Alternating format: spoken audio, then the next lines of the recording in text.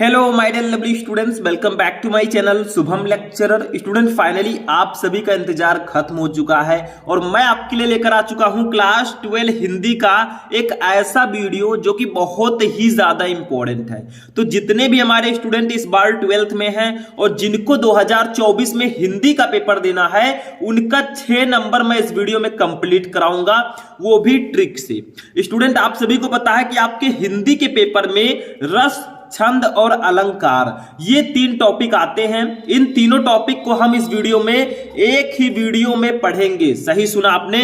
अगर आप इस वीडियो को शुरू से लेकर लास्ट तक देख लेते हैं तो आपका 6 नंबर क्लियर हो जाएगा, इसमें से आधा नंबर भी आपका नहीं कटेगा। अब आप लोग कहेंगे सर ऐसा क्या इसमें बताएंगे आप। देखिए इस वीडियो में मैं आपको रस में जितने भी रस हैं, जैसे आपका हास्य रस, करुण रस, वीर रस, इन सभी को हम पढ़ेंगे। छंद में आपका जैसे दोहा, सोल्ठा, चौपाई, इन सबको पढ़ेंगे। अलंकार में हम यमक अलंकार, श्लेष अलंकार, उपमा अलंकार, उत्प्रेक्षा अलंकार, ठीक है, इन सबको हम एक ही वीडियो में आज पढ़ेंगे। और इस वीडियो को देखोगे भैया तो 6 नंबर आपका एकदम से क्लियर हो जाएगा। और आप सभी को पता है हिंदी में जो रस, छंद, अलंकार है ये फिक्स होता है, इसका 6 नंबर एकदम फिक्स होता है। जितना भी मैं इस वीडियो में बताऊंगा, अगर ये पढ़कर आप जाओगे तो 6 में 6 लाओगे और हिंदी में 100 में 99 लेकर आओगे। लेकिन आपको इस वीडियो को लास्ट तक देखना है, ऐसे ही हम सारे नंबर आपके कंप्लीट कराएंगे। तो सबसे पहले इस वीडियो को लाइक कीजिएगा, चैनल पर नए चैनल को सब्सक्राइब कर लीजिएगा। चलिए स्टार्ट करते हैं। देखिए सबसे पहले हम लोग पढ़ेंगे जितने भी मोस्ट इंपॉर्टेंट रस हैं उनको, और मैं ट्रिक से बताऊंगा कैसे आप बहुत ही आसानी से याद कर सकते हैं और बहुत ही आसानी से जाकर लिख सकते हैं। देखो रस जो आपका होता है, रस में एक ट्रिक होता है। क्या? जैसे आपका हास्य रस है, करुण रस है, तो इसका अस्थाई भाव होता है एक, ठीक है। जैसे हास्य रस का अस्थाई भाव हास है, करुण रस का अस्थाई भाव शोक है, ठीक है। तो इसका जो है अस्थाई भाव होता है। वीर रस का ऐसे पूछा जाए तो वीर रस का अस्थाई भाव उत्साह है, ठीक है। यही ट्रिक है, अभी मैं बताऊंगा कैसे आप इस ट्रिक की सहायता से बहुत ही आसानी से परिभाषा लिख सकते हैं। उदाहरण तो आपको याद करना ही होगा। तो देखो ट्रिक क्या है, अस्थाई भाव। जैसे हास्य रस का अस्थाई भाव हास, करुण रस का स्थायी भाव शोक और वीर रस का स्थायी भाव उत्साह होता है। तो इस ट्रिक से देखो कैसे आपको परिभाषा बनानी है। जैसे हास्य रस का आपको परिभाषा लिखना, आपके बोर्ड एग्जाम में आ गया, हास्य रस अथवा वीर रस का परिभाषा सहित उदाहरण दीजिए, तो आप कैसे लिखेंगे। देखो सबसे पहली लाइन आपका होना चाहिए जो इसका स्थायी भाव है। देखो हास्य रस का स्थायी भाव हास है, यानी कि हास्य रस का स्थायी भाव क्या है, हास है। ये तो हम सभी को पता है, अभी मैंने बताया। अब आपको लिखना है जब हास नामक स्थायी भाव विभाव, अनुभाव और संचारी भाव से संयोग करता है तो हास्य रस कहलाता है। मतलब हास्य रस का स्थायी भाव हास है, जब हास नामक स्थायी भाव जो है वो विभाव, अनुभाव और संचारी भाव से संयोग करेगा तो हास्य रस कहलाएगा। ऐसे अगर आपको करुण रस का लिखना है तो करुण रस का स्थायी भाव शोक है, जब शोक, हास की जगह पर शोक कर दीजिएगा, ठीक है, शोक नामक स्थायी भाव विभाव, अनुभव और संचारी भाव से संयोग करता है तो हास्य रस कहलाता है। ये ट्रिक है। ये लाइन अगर आपको याद है, आप किसी भी रस की परिभाषा बहुत ही आसानी से लिख सकते हैं। और इस वीडियो में मैंने सारे ट्रिक्स आपको बताया है, पूरा का पूरा 6 नंबर हम कंप्लीट करवाएंगे। टेंशन मत लो, बस फुल कंसंट्रेशन के साथ आपको वीडियो को देखना है।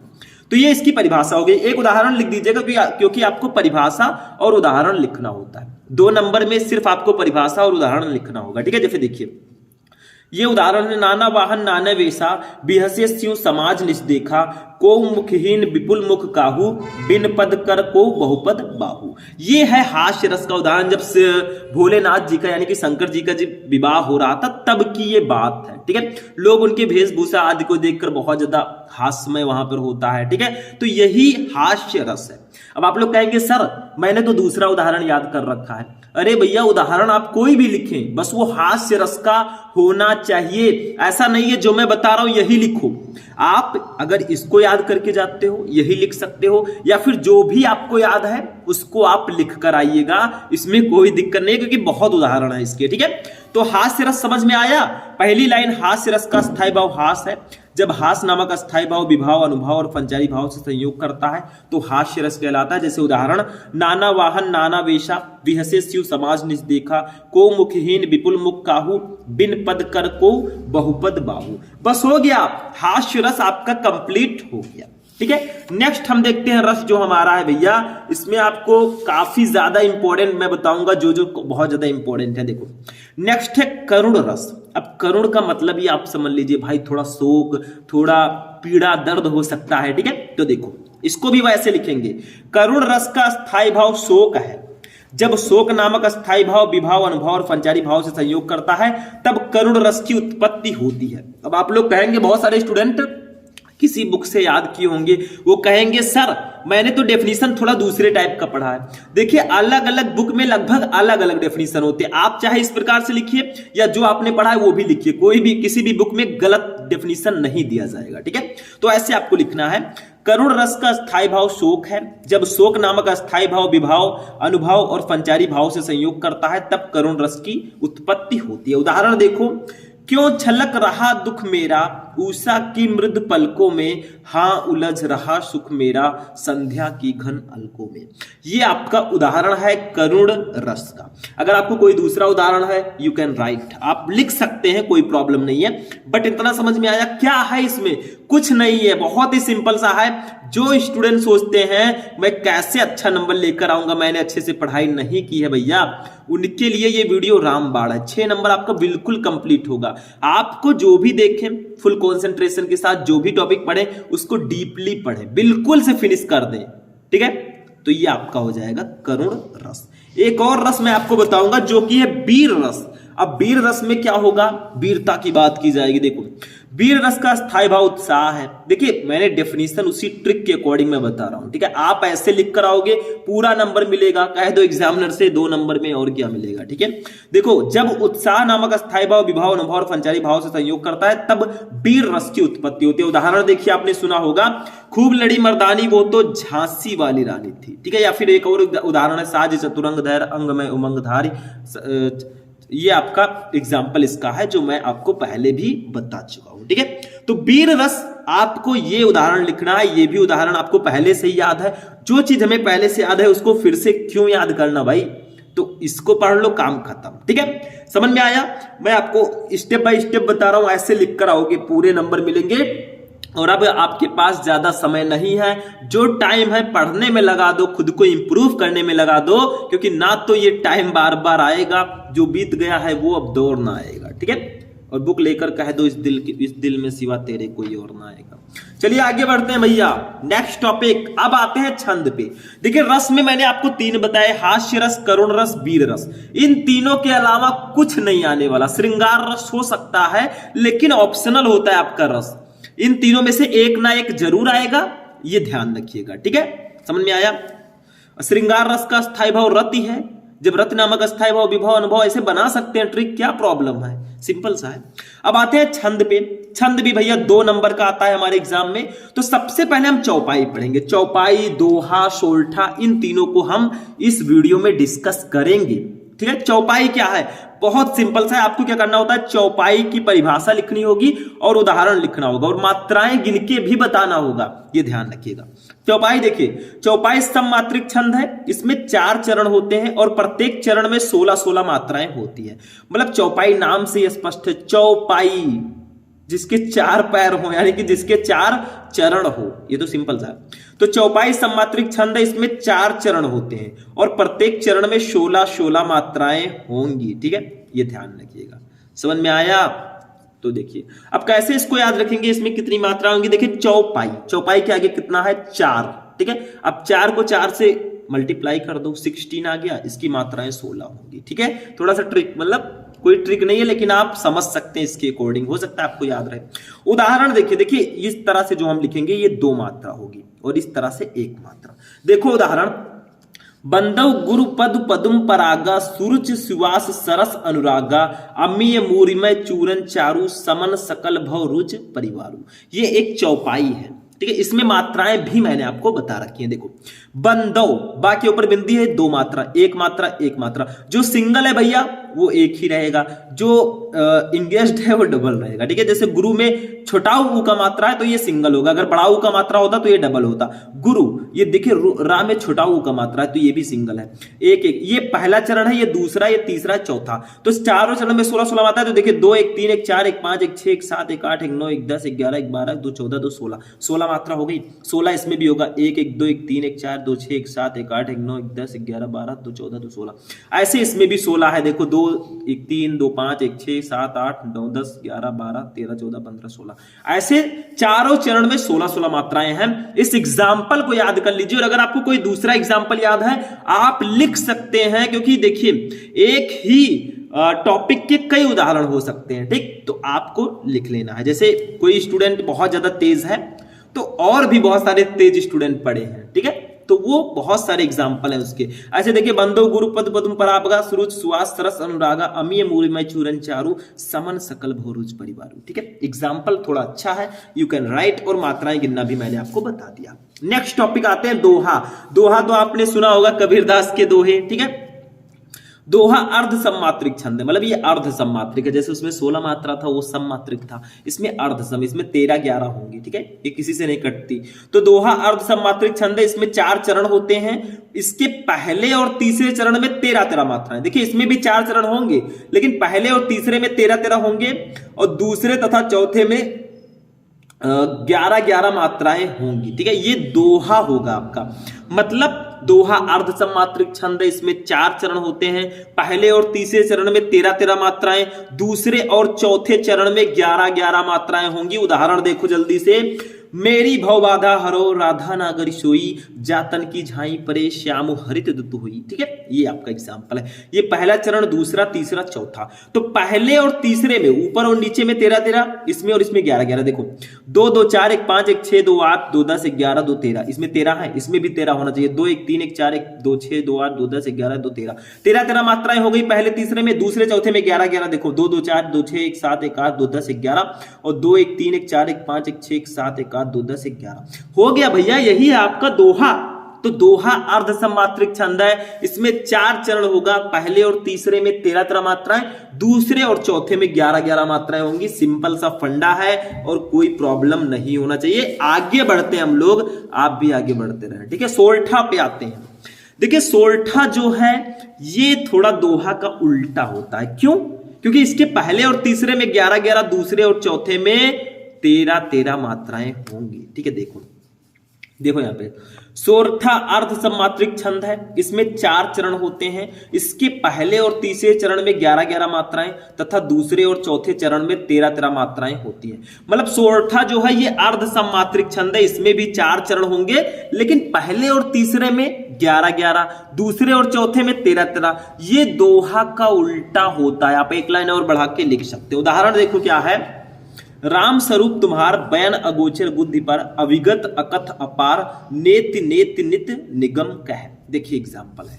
अगर आपको दूसरा पता है दूसरा लिखिए। देखिए राम स्वरूप तुम्हार, ये जो पहला और तीसरा होगा इसमें 11 मात्रा होंगी। देखिए 2 1 3 1 4 2 6 1 7 1 8 2 10 1 11, इसमें देखिए 1 1 2 1 3 1 4 1 5 6 7 8 2 10 1 11। तो पहले तीसरे में 11, दूसरे और चौथे में 13। देखो 1 1 2 1 3 1 4 2 6 1 7 1 8 1 9 2 11 1 12 1 13, और इसमें देखिए 2 1 3 2 5 1 6 1 7 1 8 1 9 1 10 1 11 1 12 1 13। तो पहले और तीसरे में 11, दूसरे और चौथे में 13। ये होगा भैया सोरठा, और ये दोहा का होगा उल्टा।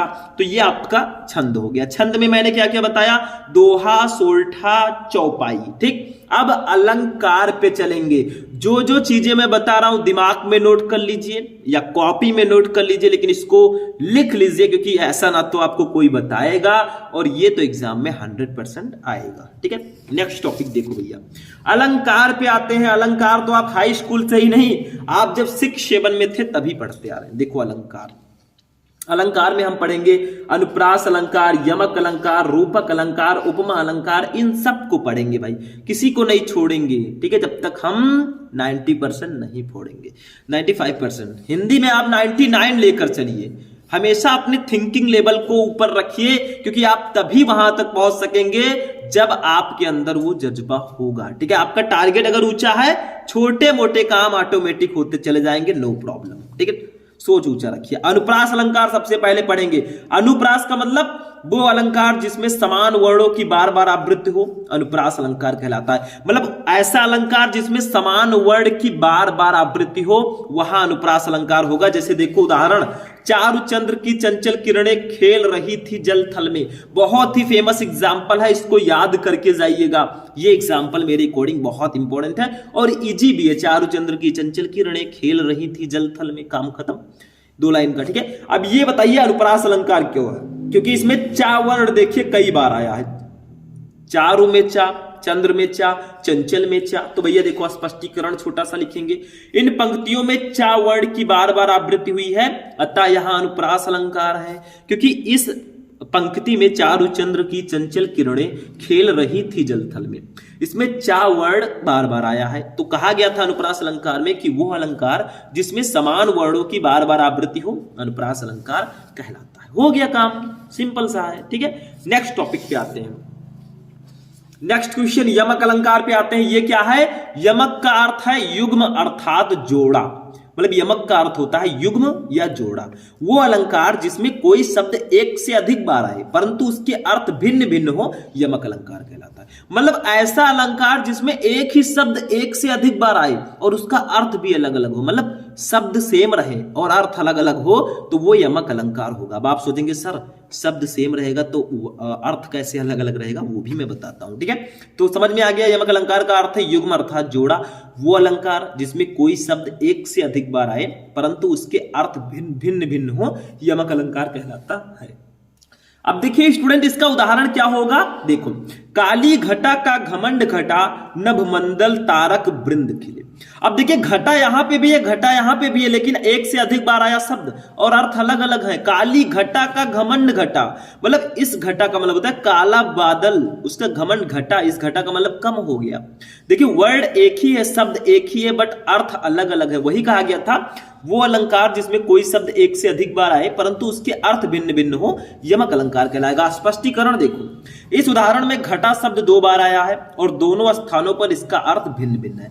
पहले वाले घटा का अर्थ है बादल और दूसरे का अर्थ है घट गया या कम हो गया। ठीक है, दोनों घटा नाम सेम है, सिर्फ अर्थ अलग अलग है। समझ में आया? काली घटा का घमंड घटा, यानी कि जहां एक शब्द एक से अधिक बार आएगा और उसके अर्थ भिन्न भिन्न होंगे, वहां पर होगा उपमा यमक अलंकार। ठीक है, नेक्स्ट क्वेश्चन रूपक पे आते हैं भैया। रूपक अलंकार देखो, जहां उपमेय में उपमान का अभेद रूप से आरोप किया जाए वहां रूपक अलंकार होता है। मतलब जहां उपमेय में उपमान का अभेद रूप से आरोप करें वहां होता है रूपक अलंकार। अब आप कहेंगे सर उपमेय क्या है? उपमेय का मतलब है जिसकी तुलना की जाए उसको हम उपमेय कहेंगे। जिसकी तुलना की जाए वो उपमेय होगा। उपमान जिससे तुलना की जाए, मतलब जैसे हम हैं, हमारी तुलना की जाए तो हम उपमेय हैं, हमसे उनसे तुलना की जाए वो उपमान है। ठीक है, तो जिसकी तुलना की जाए वो उपमेय होगा, जिससे तुलना की जाए वो उपमान होगा। तो जहां उपमेय में उपमान का अभेद रूप से आरोप किया जाए वहां रूपक अलंकार होता है। जैसे देखो,